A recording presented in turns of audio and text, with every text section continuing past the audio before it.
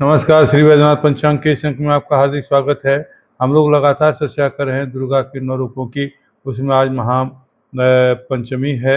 ऐसा जो है सो उनके पंचम रूप की चर्चा हम लोग करने जा रहे हैं। पंचम रूप मतलब पंचम स्कंद मातेति, स्कंद माता के रूप में वो पंचम रूप उनका आया है। तो स्कंद का जन्म हो चुका है और वही स्कंद जो है सो पर तारकासुर का वध करेंगे।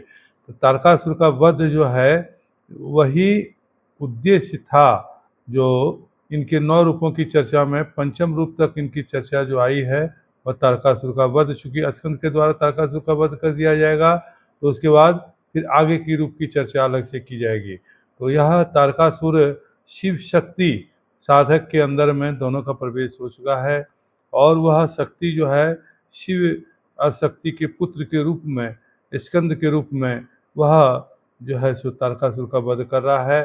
तारकासुर एक असुर है। कहने का अर्थ है जो वह जब शक्ति विहीन हो गया, जब दक्ष राजा के यज्ञ में पार्वती अपनी छाया शरीर का जो अग्नि में प्रवेश कर गई थी तो वह उसी समय वरदान दिया था जो इसका यह ज्योति रूप हिमालय के पुत्री के रूप में जन्म लेंगे। और वही ज्योति रूप जो है सो विभिन्न रूपों में दुर्गा का नाम आया है।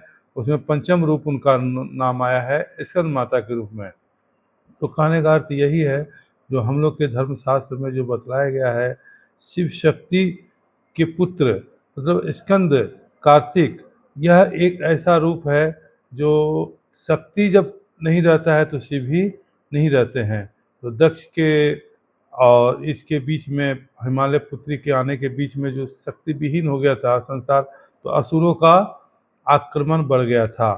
तो इसलिए असुर के आक्रमण को दूर करने के लिए जब शक्ति का आगमन हो जाता है तो फिर असुर शक्तियाँ, दुराचारी शक्तियाँ पृथ्वी से लोप हो जाती है।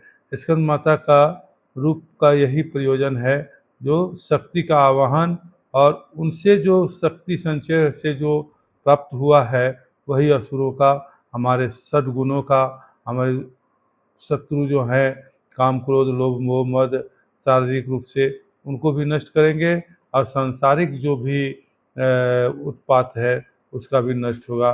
श्री वैद्यनाथ पंचांग के इस अंक में इतना ही। जय बाबा वैद्यनाथ।